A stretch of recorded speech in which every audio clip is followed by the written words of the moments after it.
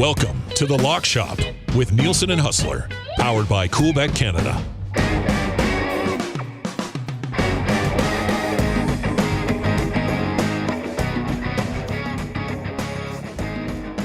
What is up, everybody? Welcome to The Lock Shop. Giving Dusty's on the DL for the rest of the day. Apparently, he had a rough one this morning.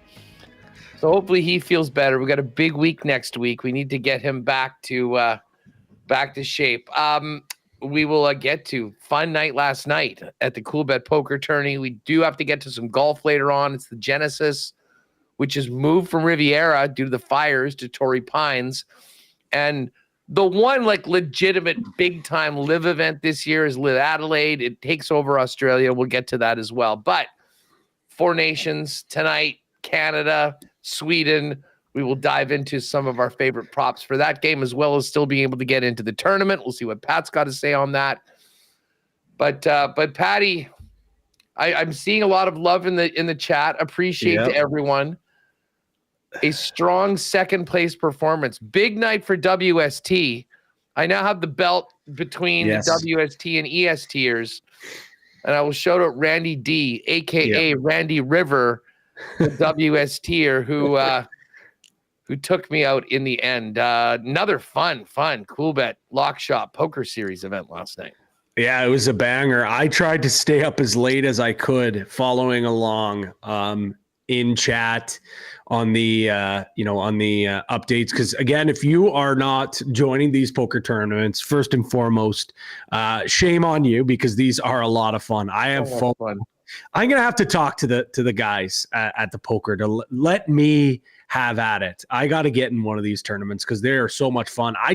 There wasn't even a stream last night. Like we mentioned, Dusty's on the IR right now.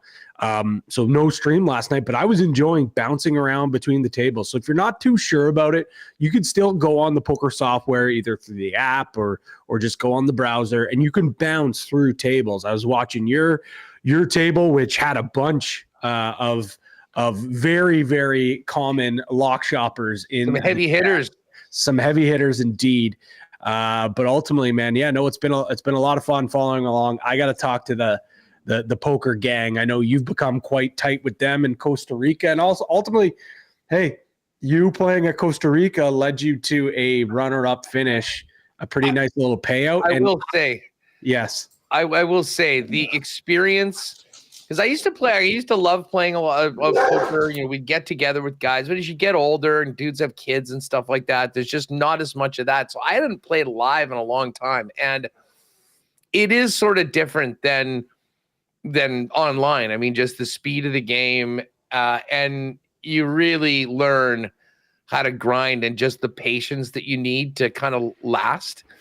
And I found that did help me. I mean, like any time. I mean, you got to hit a couple big hands. You got to get a really good hand while someone has a just about as good hand. I mean, it is poker. There's still an element of luck involved in what the cards come up. But it did help me for sure. I was in a better place to make, I think, some better decisions. I got to give a shout out to Big Uke. I know he's in chat. He had a nice little run. Yep. And he did take out Remus for Remus's bounty. I don't know who the people that took out Tommy Gazzola and Dusty, but I was so hoping to come onto the Lock Shop and say the bounty still stands.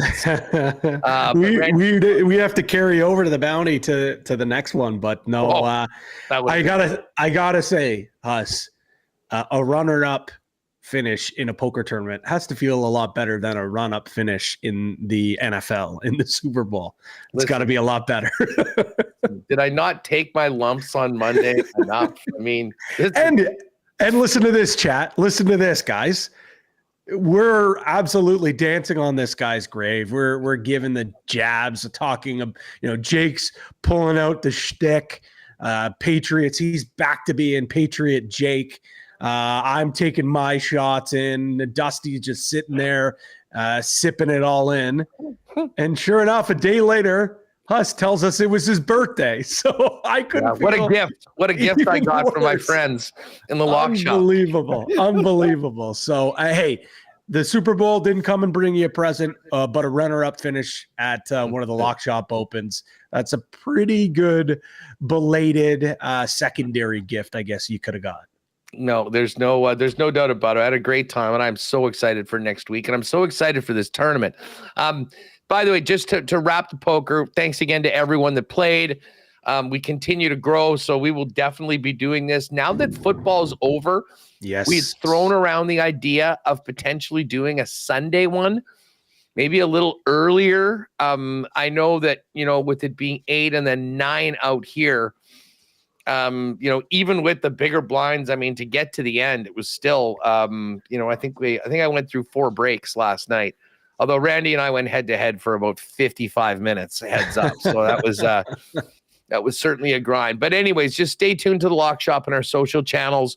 We'll lock in probably when we get back from Boston next week. We'll lock in the March schedule and might even add a couple wrinkles to it. There are a couple of ideas that I got from the fellas in Costa Rica that might be of interest to many of the sports bettors out there. So anyways, stay tuned on that.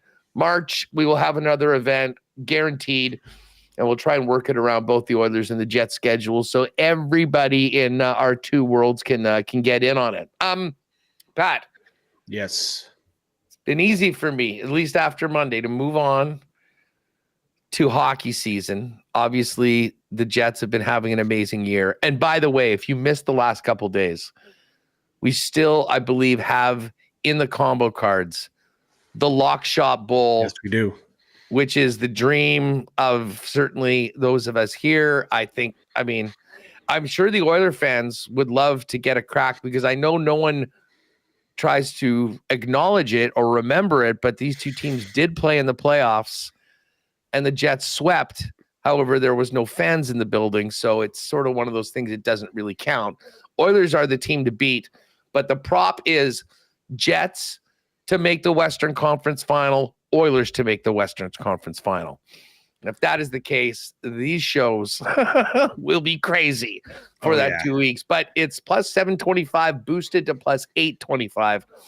So if you do want to get in on that, an all-Canadian Western Conference Final between the Jets and Oilers, nice boost up right now in the combo cards. But we're dropping the puck tonight on the Four Nations. And, Pat, just before we kind of dive into, some of the things we like and the lines and whatnot, this game tonight, I mean, often you'll say, well, it's the first game of the tournament, see how things go, you make adjustments. There's no time for this. You're playing 3 games guaranteed.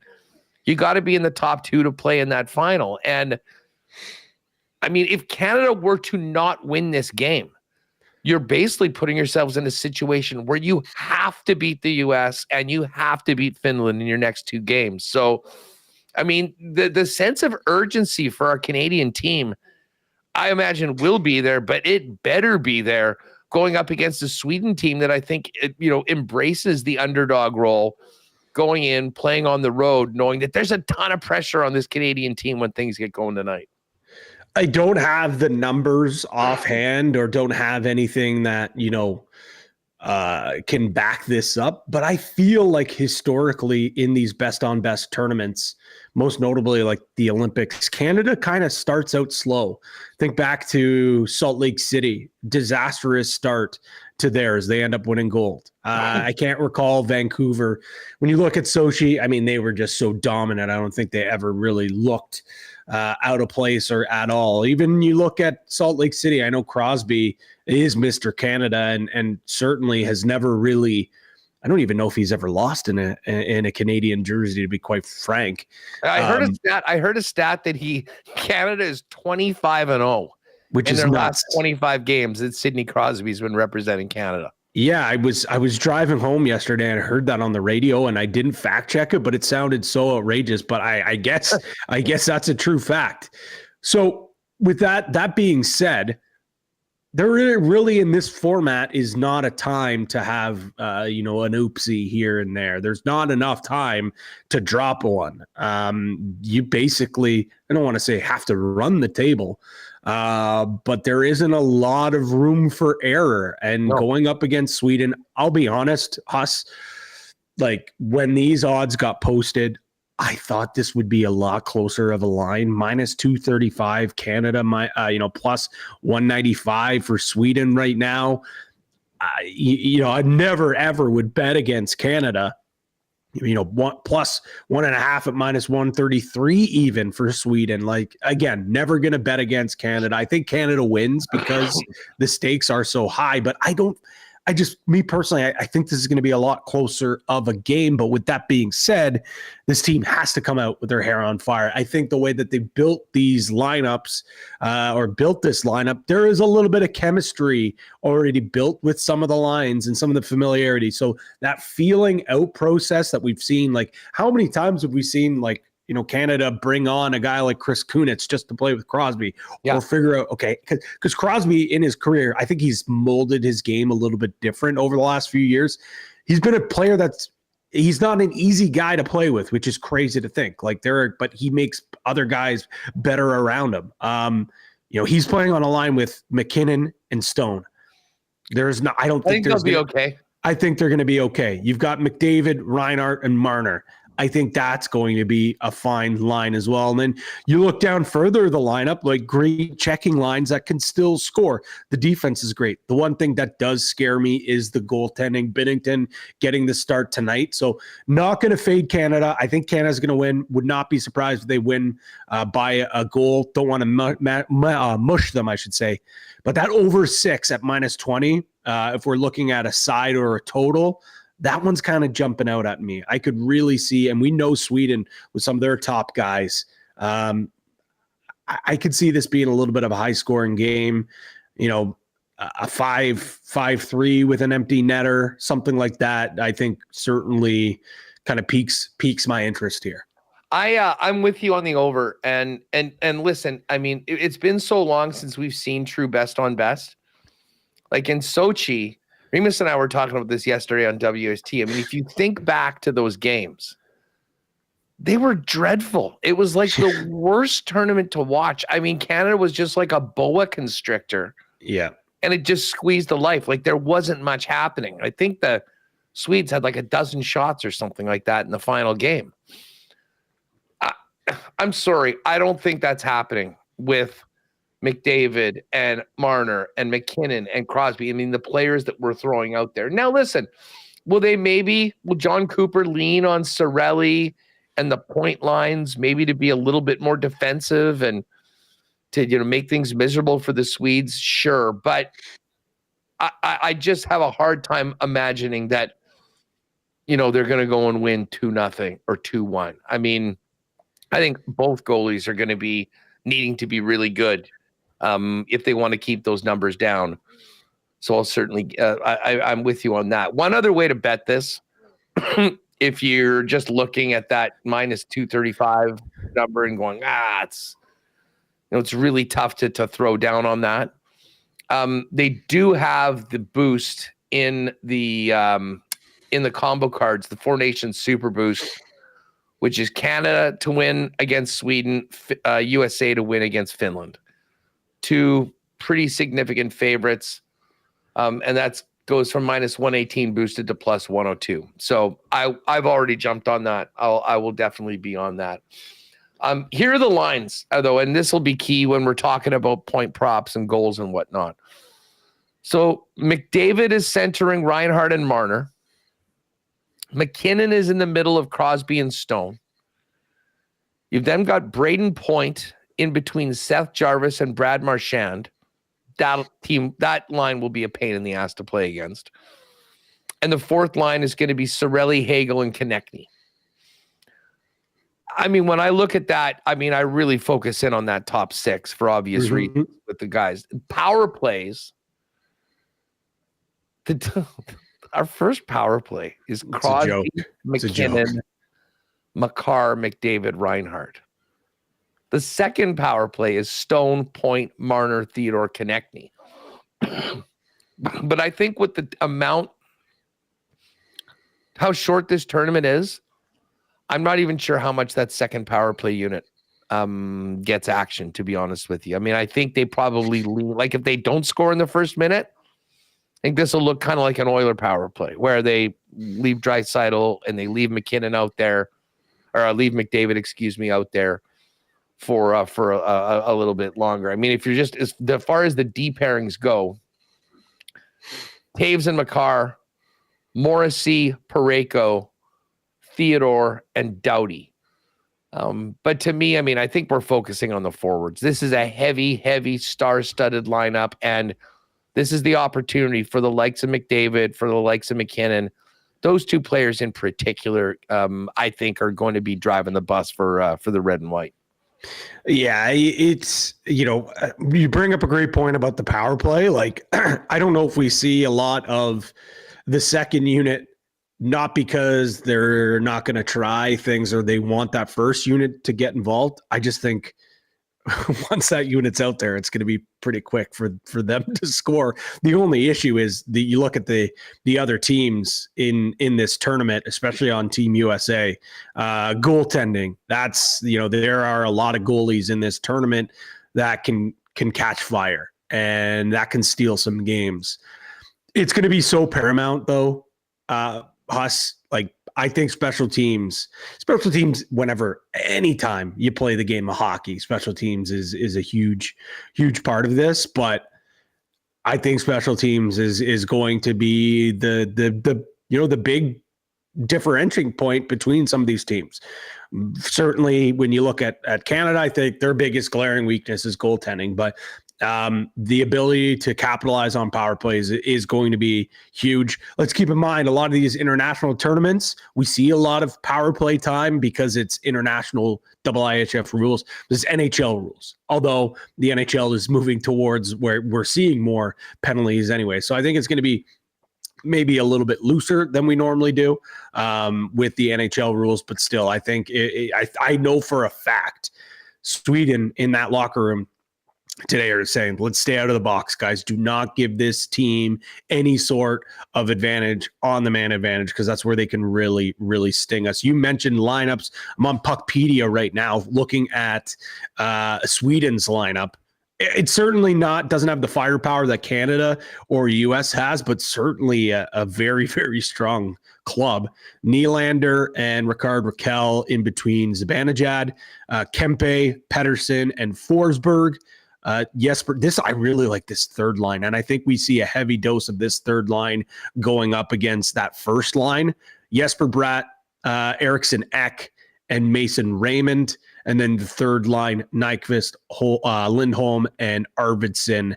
And power play right now, Willie, Zibanejad, Raymond, Hedman, and Eriksson Ek on the point with power play number 2, Paterson in between Rakell, Bratt, Forsberg, and Carlson. Pretty good group if you ask me, but looking at that third line, I really feel like we're going to see a heavy dose of them going up against that McDavid line. I think you're muted, Huss. Sorry, I was just getting my phone was ringing there. While you mentioned Sweden, and listen, I obviously, I mean, if we're talking about tournament top point scorers, I mean, I think we're looking at Canadians or Americans. I mean, I'm still on a Canada-US final. It's where I think everyone hopes that this ends up. But they do have totals and odds for the top point scorers and goal scorers for all of the teams. And Patty, you just mentioned that Zibanejad is in between Nylander and Rakell, and then is on that top power play unit. Zibanejad, I've bet this already. Zibanejad to be, now he hasn't had a great season, but this is this is a short thing. Anything can happen. You have one or two big games. He's 14-1 to be the top point scorer on Sweden. And, centering a line like that, I mean, I think when they score, he's going to be in the mix. So anyways, I'll tip that one. We talked about that yesterday with Jake, 14-1. The other futures I put in, obviously riding with my guy, Kyle Connor from the Jets. He's 16-1. He's playing on the top line. He's 16-1 to be the top goal scorer in the tournament. And I've got him at 7-1 to be the top goal scorer for Team USA. And listen, it's heavy on Crosby. It's heavy on McKinnon, and in particular McDavid for the top point scorer for Canada. I do think there's value though on Cale Makar, who's going to be everywhere, involved in everything. He's 10-1 to be the top point scorer for Canada. So got a little bit on that. But let's just focus in on the game tonight. Then we can look at a couple other angles on this, and get any of your thoughts on any of the tournament over-unders. For tonight's game, to get a point, McDavid's minus 274, McKinnon's minus 254, Crosby's minus 221. Marner, Makar, you got to go all the way down to Nylander at minus 121 after you pass 7 Canadians on the odds board. But how does this look? How does this look for an exclusive for tonight? Let me hear it. The big dogs carrying the mail for Canada. McDavid over 1.5 points. McKinnon over 1.5 points. Canada to win. I certainly don't hate it. We have a very similar exclusive going right now. It's Mick and Mac, Nathan McKinnon 1+ goal, Connor McDavid 1+ assist, and Canada win plus 425. But we definitely can get some sort of big dog parlay up. Obviously, that's a little more specific. We probably get a better number at those two guys getting 2 points. Now, do you want to add in Canada as well, or is it just both of them 2 points? Yeah, listen, if those guys both get 2 points, I don't know how much it'll change it, but I'm pretty sure Canada wins. But I want to have Canada win on it regardless. Yeah, so we can definitely do that. McDavid's plus 180, McKinnon's plus 195 for over 1.5 points. And I think there's going to be a bit of an internal battle between those lines and those players, and I think it'll bring out the best in both of them. So see if we can get that up for a little lock shop special today. Anything else that you like for tonight's game? I mean, we talked a little bit about the over at minus 120. Like, if you do want to really run with Canada and you're confident they're going to go out and have a strong win, I mean, you can bet the puck line, win by 2, plus 111. Not a bad number for a team that's minus 235 to win. I guess, I mean, part of me thinks if you just want another side bet, outside of what we just talked about, I don't mind Cale Makar at plus 250 to score 2 points tonight. You're honestly inside my brain right now. I think my 2 favorite props right now is Cale Makar 2 points at plus 250. I also like him to score a goal, and it's insane. I was trying to find him earlier this morning when I was, having my morning coffee, but plus 340 for him to score. I think that is a beautiful number. So those are probably 2 of my favorites. I don't want to lose my passport here, but William Nylander minus 121 to score. Technically, I could spin zone it and say, well, he's born in Calgary, so not really going against Canada here. I just want to have a piece of Willie because I do have him. I did sprinkle for him to lead the tournament in goals. I also have his over goals in my Patty's nose puck parlay. So I think I want to get a little sprinkle of him at minus 121. I won't cheer too hard when that happens, though. But you're wearing the guy's jersey. Josh Morrissey plus 114 to get a point seems like pretty good value. I think I like that one quite a bit as well. So I think the over, I obviously like the Makar props. I'll probably sprinkle a Nylander prop. I like our exclusive because to be quite honest, Huss, I was probably going to bet either McDavid or McKinnon, one of those guys, to score, but I kind of like maybe the 2 points better because you get the better number it. And if we're going to put it in an exclusive, I'll ride with it as well. Crosby plus 210 is intriguing. I'm heavy on Crosby in this tournament, to be quite honest. Like, he's also in my, I think his tournament numbers really don't make a whole ton of sense. I don't know what the number is now, but him to score 2 goals was like plus money. 3.5 points was plus money. Like the guy's playing on the second line, which I think it's going to be a 1A, 1B situation anyways. And he's on that first unit. Like the guy is getting more than 4 points. The guy might get 2 or 3 points here tonight alone. If we think that that's going to go over 6, there's a chance that Crosby might get a couple here tonight. So that's more of my overall tournament. Don't love his point number. Be curious to see, what do we got for an assist for Sid tonight?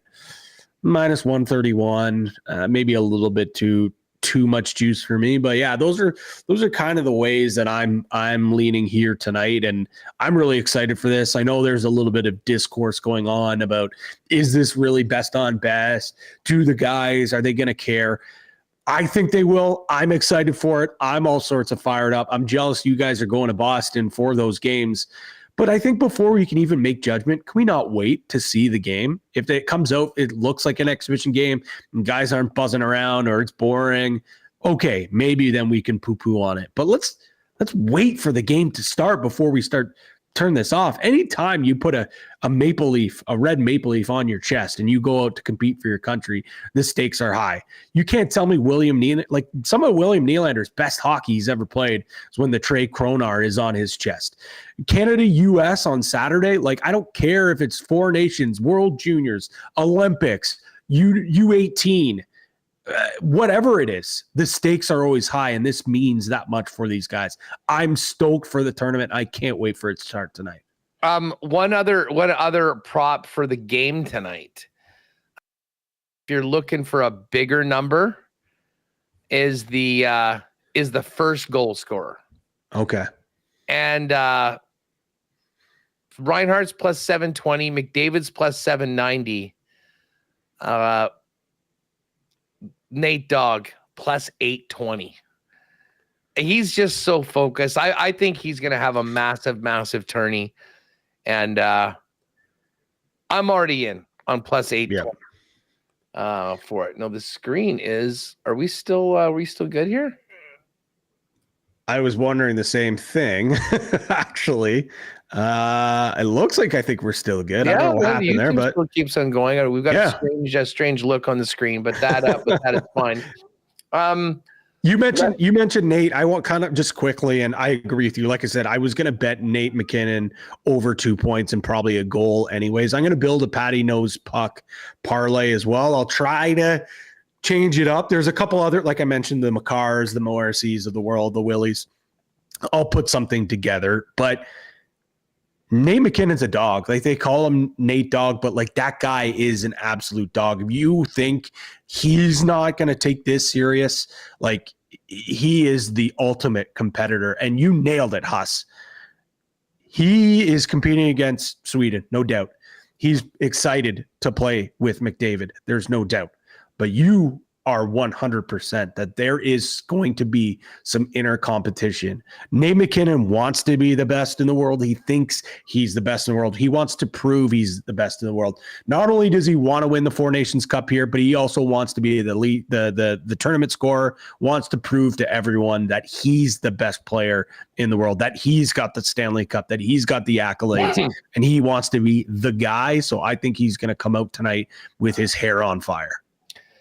Yeah, so I mean, just get to it. Click on the game, and again, you got total points. I mean, if you want to drop you Oiler fans want to see the McDavid show, go for 3 points plus 490 on that. Well, Mac is plus 430. But we'll put together an exclusive McDavid and McKinnon both to get 2 points tonight in Canada to win. We'll get that up in the exclusives in a little bit.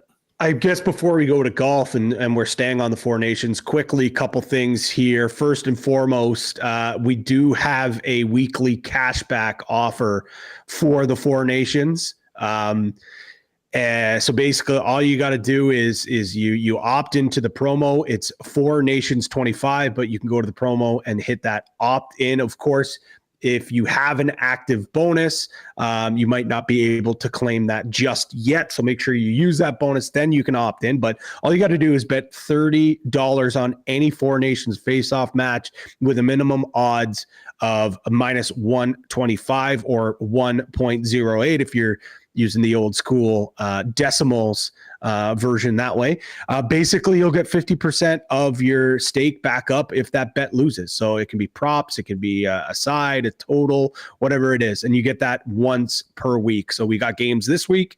We've also got games next week. So make sure you always are hitting that promotions tab.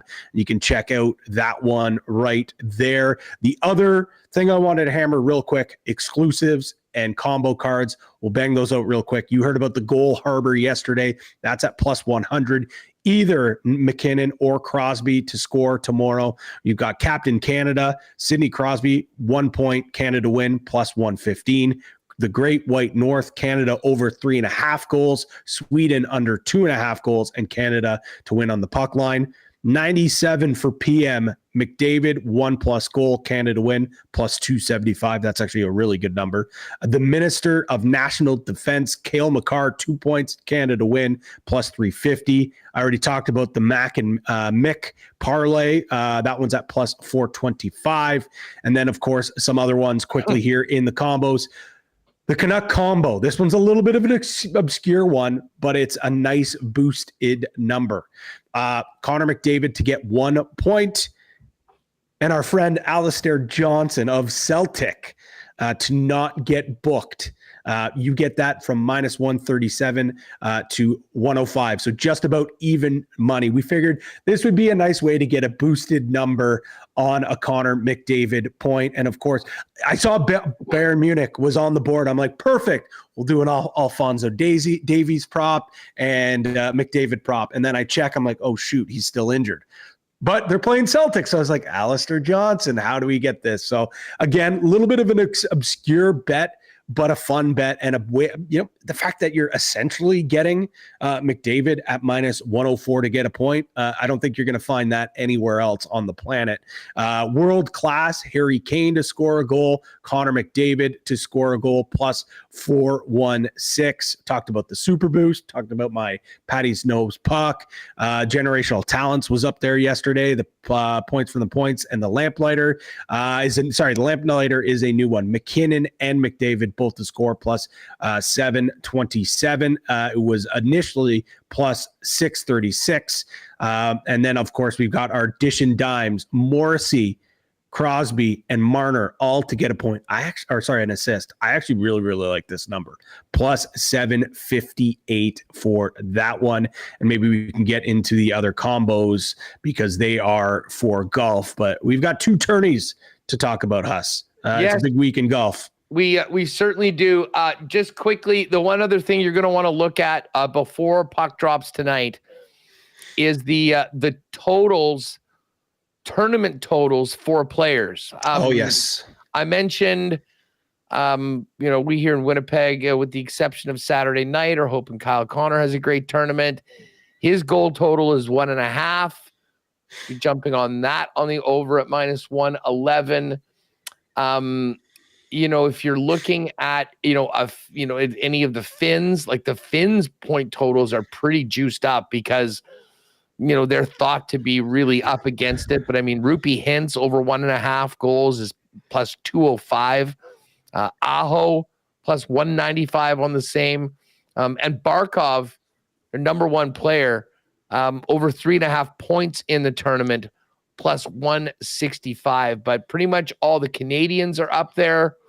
Most of the Americans, and even depending on what team you pull for, some of the other stars that are on Sweden and Finland, all there right now. You can also jump on the round robin points totals for the teams. I would suggest if you missed yesterday's show, spend a little bit of time in there and identify some of your favorites for the tournament. Well, I can't believe I didn't bring this up as well, too. You mentioned some of the other players. There's also some alternate lines for some of the bigger names as well. And one that I love, I already wax poetically about how I am a huge Willie guy. For him to score 3 goals in this tournament, plus 520. That is absolutely worth a sprinkling.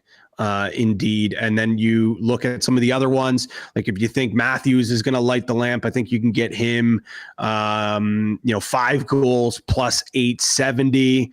McKinnon, 4 goals is plus 500. So these ones are maybe where you're going half a unit, 3/4 of a unit. Maybe it's just a unit. Maybe you feel confident, but there are some big numbers laying out there for some of these guys to really light the lamp. And if we think special teams is going to be a factor here, I certainly think that it has a real chance to do that. And some of these guys, man, it's a big opportunity. Again, a little bit of a long shot, but 5 goals, especially if these teams like a US or a Canada, you think that's who's going to play in the finals, you get that extra game. So it's not outlandish to have Austin Matthews score 5 or Nate McKinnon to score 4. Check out the exclusives, combo cards, all the offerings at Coolbet right now. And don't forget, hit that promotions tab and opt in if you are betting the 4 nations.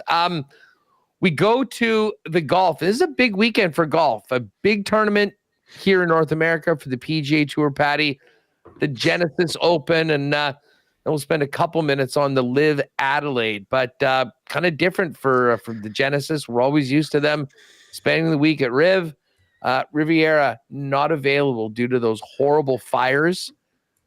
So they're going to Torrey Pines. Give us a little bit of a preview of this and what we should be looking at when we're making selections. Yeah, it's unfortunate because the Genesis, the 2 things you can always set your clock to is A, it being at the Riv, and B, Tiger Woods playing in this one. Yes. Unfortunately, Tiger Woods says he's not ready to go. He doesn't feel like it makes, it's not proper for him to not, play in this tournament and not be ready. I'm sure, the loss of his mom also, he probably wasn't mentally fit to be practicing and getting his health back up. So I appreciate that he pulled out before the tournament rather than, play on Thursday, Friday, and then withdraw because, again, he's not fit to play. So it's unfortunate not seeing Tiger there, but, with him withdrawing, I still think this is a awesome event. The fact that it's at Torrey Pines, this is a course where bombers historically, really make their hay, not just bombing off the tee, guys who are great ball strikers with their low irons.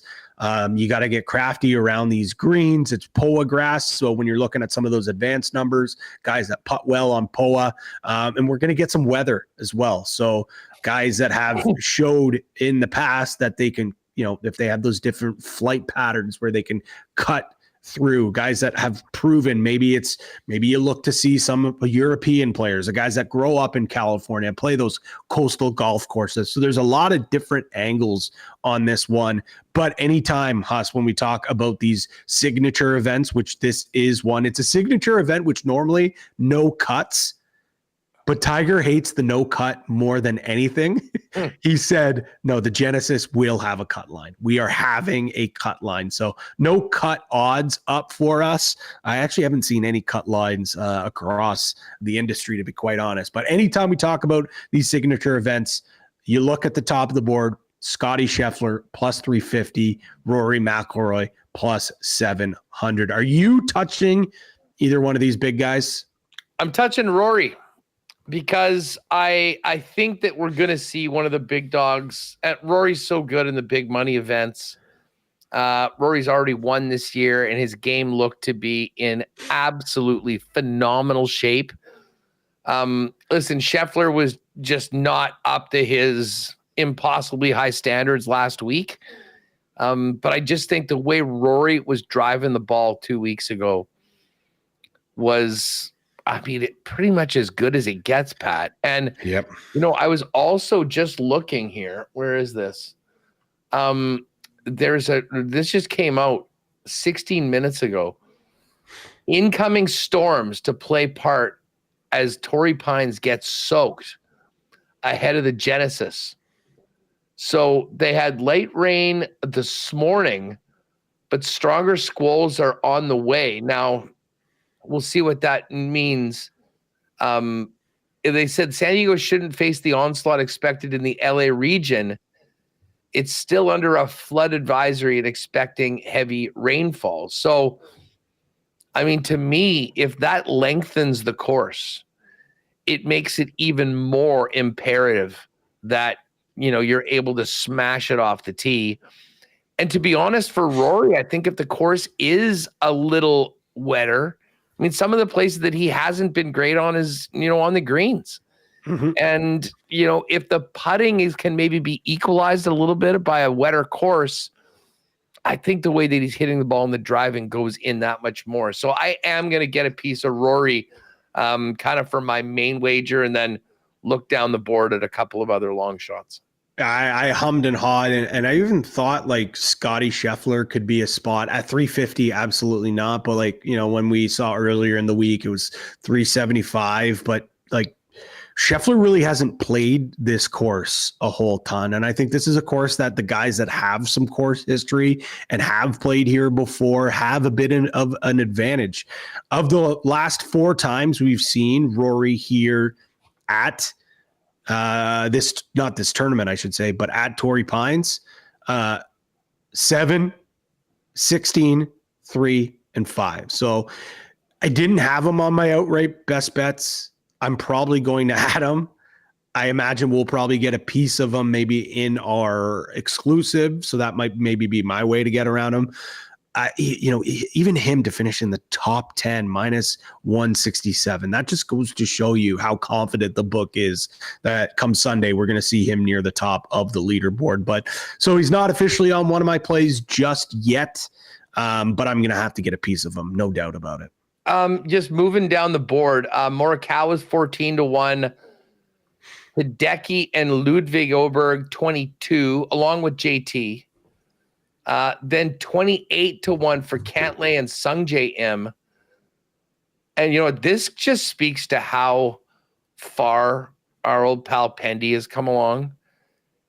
In an event with everybody in it, Taylor Pendrith 33-1, ahead of Sam Burns and Jason Day. Tony Finau has played well at the Farmers in the past. Russell Henley.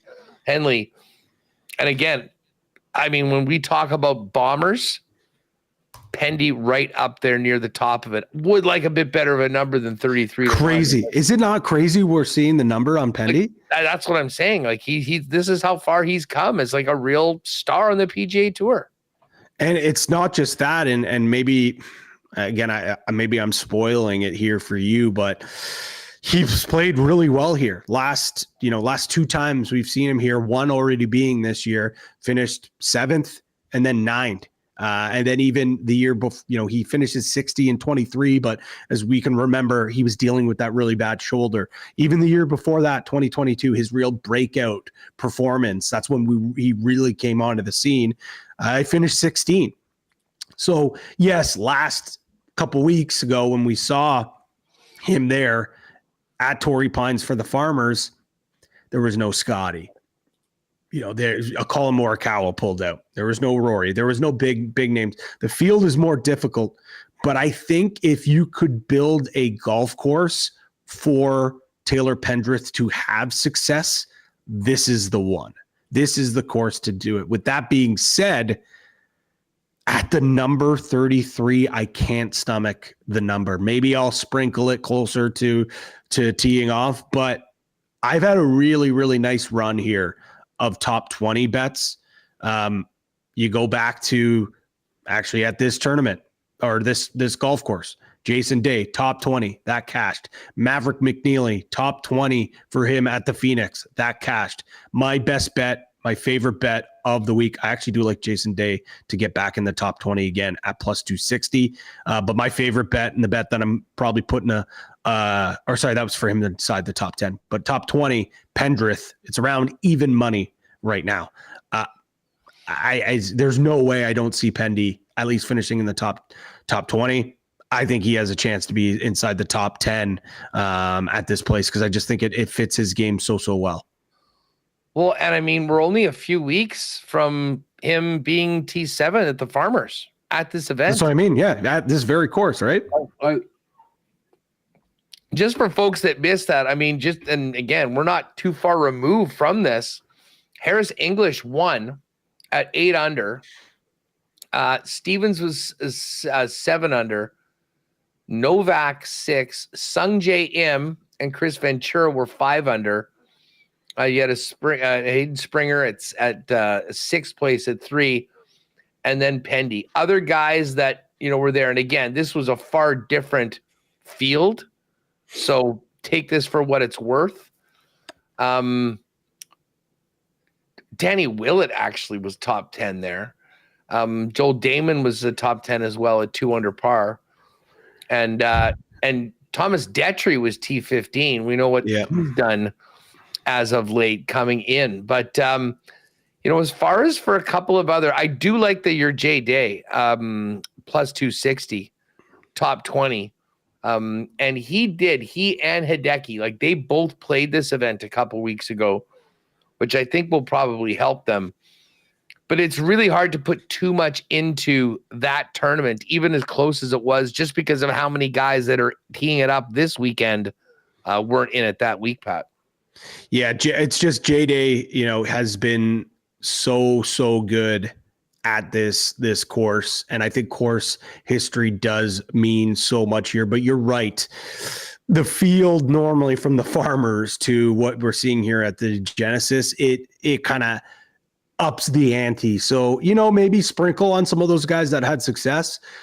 But maybe instead of an outright, think about a top 20 or think about a top 10, and then maybe sprinkle a tiny bit for them to win. Me personally, I think when you look at who's going to win this tournament, because it's such a difficult course with the way the weather is going to play out, I think it comes from someone at, maybe 40-1 and below. Maybe you can get some of those guys that are up to, and there is a complete logjam at that 40-1, 50-1 number. But I think it's going to be a superstar. And I guess I'll start my card off. You talked about Rory. I'll go a little bit further down the board. Not much though. Colin Morikawa. I said it a couple weeks ago and I'll say it again. I know he didn't win, but you could make an argument that Colin Morikawa was the most consistent and one of the top players on tour last year. And he's kind of picked up that heat where he left off. 7 top 5 finishes last year. He already has 1 as well. He's played really well here. He's from California. He ranks 5th in stroke gains at this course, 5th in stroke gain total in very difficult conditions, which you laid out perfectly. We're going to be experiencing that, and 7th in stroke gain total on very long golf courses. A lot of people aren't looking at Colin here because he doesn't mash the ball off the tees. Well, he mashes the ball with the long irons in his hand. So even if he's not going to be able to pipe it as far as some of the other guys will, there's not many better players that can stripe the ball with their irons better than Morikawa.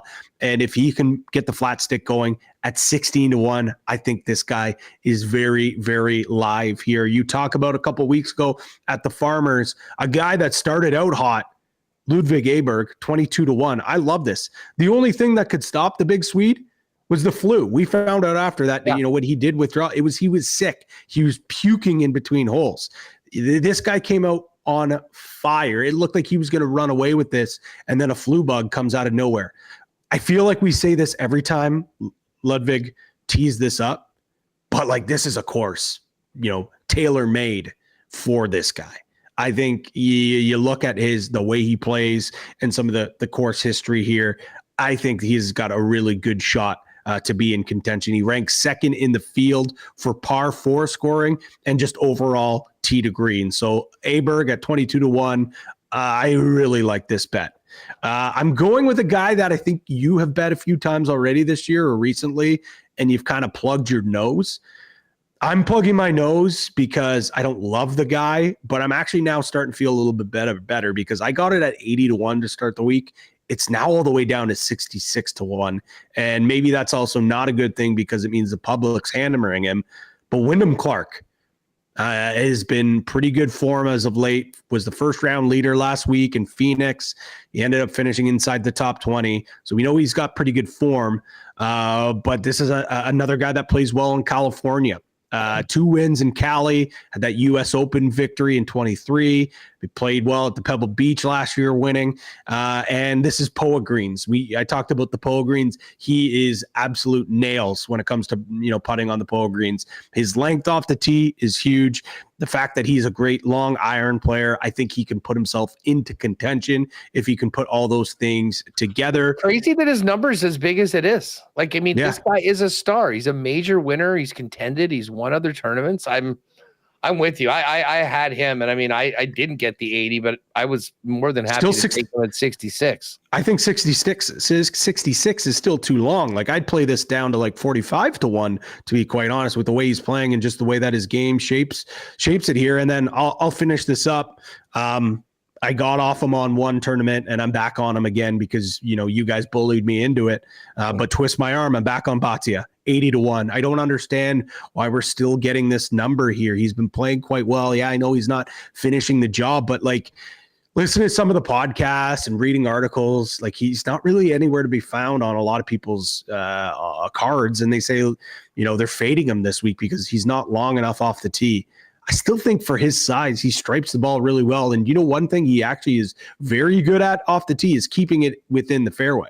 Sure, he doesn't bomb it as long as some of the guys, but he's going to keep it in the fairway. And that's so important with the weather that we're going to see. He's so accurate, and he plays well at some of these difficult courses. Again, Poa Greens, you're going to get sick to the stomach with how much I'm talking about these Poa Greens, but the guy's an absolute nail gun when it comes to putting on Poa Greens. He's switched to that belly putter, which I know is a hot topic in golf right now, but he's been great since then. I think this is an opportunity.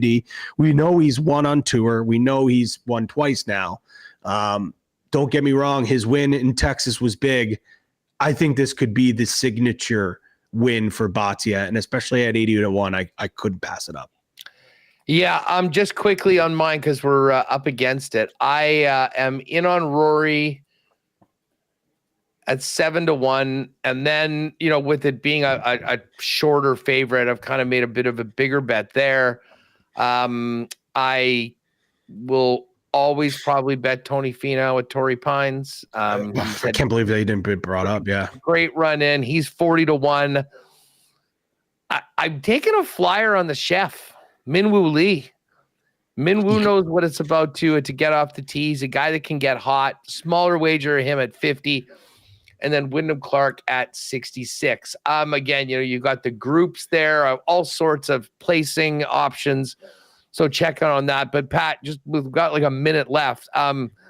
Live Golf Adelaide.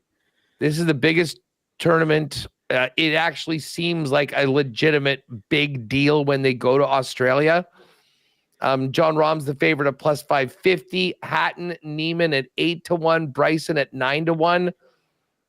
Maybe it's a little sentimental. I'm waiting for this guy to wake up and look like the near number one player in the world he was a little while ago. I am going to drop a couple bucks on Cam Smith at 12-1. Do you have a pick or two for Liv? I've got 3. I'm with you on Cam Smith. Although watching it, this guy looks like he's broken right now, but it's such a big tournament for his country. Everything changes when they get home. I agree. Down under, things certainly change. Bryson at 9-1. I like him there as well. He had a little bit of a shaky tournament in Dubai, but he was able to still finish inside the top 10. I'm going to run back with my boy, David Puig, 25-1 to win, but also him inside of the top 10 at plus 130. He's finished inside the top 10 in both live events so far, and he's had some good success on the DP World Tour as well. So Puigi, I'm on the Fireballs GC. I'm going to roll with him. Yeah. Ripper GC, the hometown team. That's where you want to go this week. Yes. That's all up there. So yeah, big day for golf. Get those bets in because the events start early. And again, it's all about the Four Nations tonight. Canada, Sweden, puck drop, 8 p.m. Eastern, 7 o'clock Central, 6 p.m. Mountain Time. You have until then to get your tournament props in for Team Canada and Team Sweden. And of course, check the exclusives and the combo cards for some other great offerings. Thanks again to everyone that came out for the poker tourney last night. We will do it again in March. Stay tuned for all of that. And let's fire up this Four Nations And next week, we'll be doing shows and coming to you from Boston, hopefully going towards a Canada-USA final for all the marbles on the 20th. Patty, enjoy the game tonight, pal. I will. Can't wait. Go Canada, baby. That's right. That's going to do it for us. We'll send it back to the fellas over at EST. And for those of you that want to join me, we'll be diving into much more Four Nations coming up next on Winnipeg Sports Talk over on the Winnipeg Sports Talk channel. For Pat Gregoire, I'm Andrew Paterson. We will see you tomorrow. Go Canada, go.